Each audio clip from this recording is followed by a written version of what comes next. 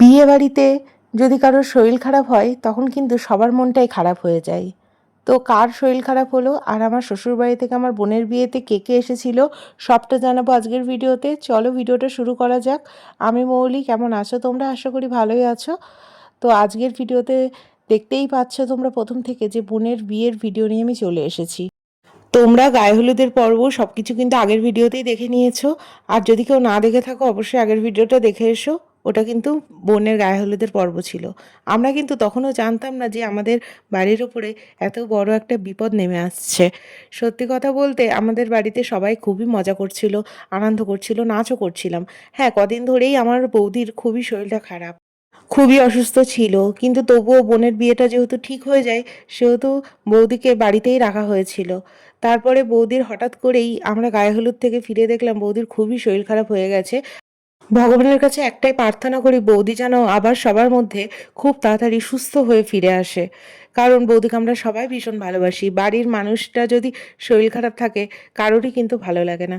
তো বিয়ে বাড়িতে কিন্তু সবাই সেজেগুজে এসেছে, কিন্তু কারোরই কিন্তু মনটা ঠিক ভালো লাগছিল না, যে কোথাও না কোথাও গিয়ে কিন্তু বৌদিকে সবাই মিস করছিল।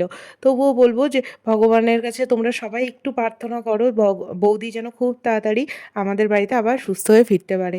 তো যাই হোক, এখানে আমার শ্বশুরবাড়ি থেকে সবাই এসেছিল, মামুনি এসেছিল, আমার ভাই এসেছিল, মানে আমার দেওর। তো সবাই এসেছিল আর আমরা একটু সবাই মিলে গিয়ে একটু ছবি টবি তুলেছিলাম আর একটু ফুচকাও খেয়েছিলাম। তোমরা তো জানোই যে মামুনি কিন্তু মাংসের ছোঁয়া খায় না, তার জন্য মামুনি কিন্তু বিয়ে বাড়িতে খাবে না। তো আমাদের বাড়িতে একটু খাওয়ার আয়োজন করা হয়েছিল। তো সেগুলো একটু খাবার খাচ্ছিল আর এখানে মাম্মামের দুষ্টুমি তো একদম জারি আছে। কি হলো? না যাবে না, দেখে মা যাচ্ছে না।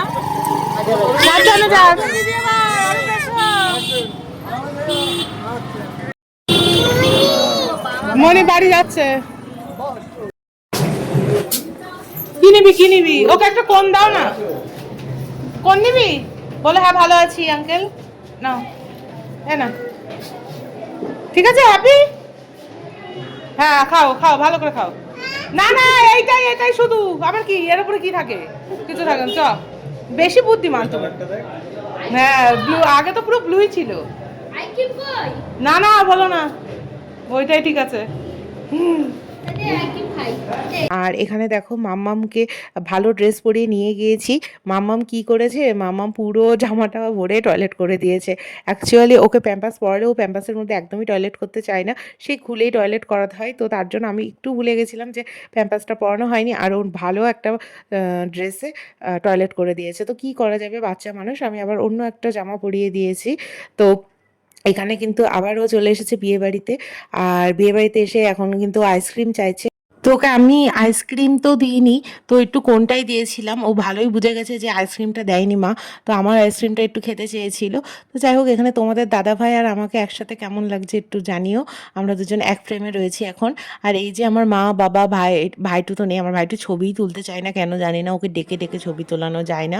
আমি কত বলি ভাইটু একটু ছবি তোল, ভালো লাগে ছবি তুললে, কিন্তু ওর এগুলো পছন্দ না। যাই হোক, ও ছেলে মানুষ আর কি হবে।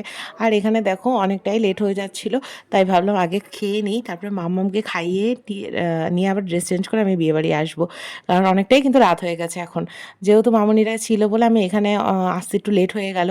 তো যাই হোক, এখানে তোমাদের দাদা ভাই আর আমি আর মাম্মাম খেতে বসেছে। মাম্মাম তো নিজেও কিছু খাবে না, আর ওই আর আমাকেও কিছুই খেতে দিচ্ছিল না, খুব ডিস্টার্ব করছিল আজকে, জানি না কেন। আর ওদিকে ভাই রাই রাজা সবাই একসাথে খেতে বসেছে।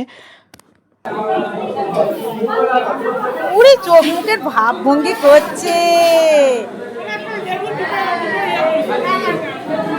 চোখটা করলো দেখি না তো কেমন। তো খাওয়া দাওয়া করে নিচে এসেছি, তারপরে দেখছি যে বর এসেছে। বর আসতে কিন্তু অনেকটাই লেট করে দিয়েছে, কারণ আমাদের বিয়েবাড়ি অলমোস্ট ফাঁকা বলতে পারো। তখনই কিন্তু বর এসেছে, অনেকটাই কিন্তু লেট হয়ে গেছিলো।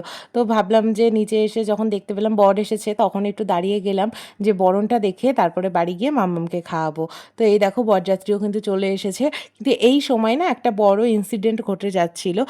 বর আসার সময় যে বাজিগুলো ফাটায় সেই বাজিগুলো যে ওপরে উঠে পুরো একদম জোরে জোরে ফাটে, সেইটা ওপরে না উঠে মানে বাজিটা উল্টে গেছিলো কিছু মানে কোনো রকমভাবে, তখন উল্টে যেহেতু যে গেছিলো পুরো নিচে এমনভাবে বাজিটা ফাটছিল যে সবার গায়ে আগুন ছিটকে আসছিল। খুবই একটা রিস্কের হাত থেকে মানে সবাই বেঁচে গেছে। তো তোমরা দেখতেই পাবে যে কেমন অবস্থা হয়েছিল। আর আমি তো মাম্মাম সামনে ছিলাম, আমি তো ভীষণ ভয় পেয়ে গেছিলাম। তারপরে ওকে দৌড়ে নিয়ে গিয়ে গলির মধ্যে ঢুকে পড়েছি। আর এখানে আমার মা আর মার যা, মানে এটা আমার মানি হয়, তো এরা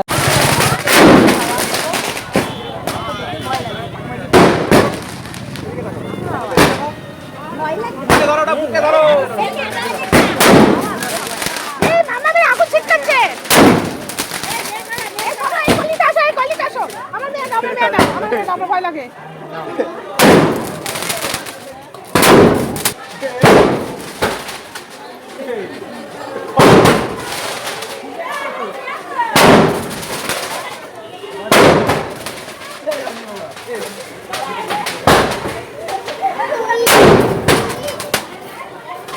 তো সবাই কিন্তু ভীষণ ভয় পেয়ে গেছিলো, কারণ ভীষণ আগুন ছিটকেছিল। তো এখন কিন্তু মা, আমার মা পিউর বরকে মানে আমার বোনের বরকে আশীর্বাদ করছে, বরণ করে নিচ্ছে। তো এখানে আমি একটু ভিডিও করে নিলাম। তো চলো এখন কিন্তু আমি বাড়ি যাচ্ছি, আর বাড়ি থেকে এখন ড্রেস চেঞ্জ করে আবার এসছি। আর এখানে দেখো ওদের কিন্তু শুভ দৃষ্টি, মালা বদল এগুলো হয়ে গেছে, আমি দেখতে পাইনি। আমি এই সময়টা মামামকে খাওয়াচ্ছিলাম, কারণ ওর খিদে পেয়ে গেলে আবার কান্নাকাটি শুরু করবে, তার জন্য একটু ঠিকঠাক ওকে গুছিয়ে নিয়ে তারপরে এলাম। আর এই যে আমার বোন এখানে দাঁড়িয়ে আছে, আর এখন হবে বিয়ে, আর আমরা একটু বসে থাকবো। এখন কিন্তু অনেকটাই রাত হয়ে গেছে, প্রায় 12টা। তো চলো আজকের মতো ভিডিওটা আমি এখানেই শেষ করছি। আশা করি আজকের ভিডিও তোমাদের ভালো লেগেছে, আর ওদেরকেও অনেক শুভকামনা রইলো। তো চলো নতুন ভিডিও নিয়ে দেখা হচ্ছে, টাটা।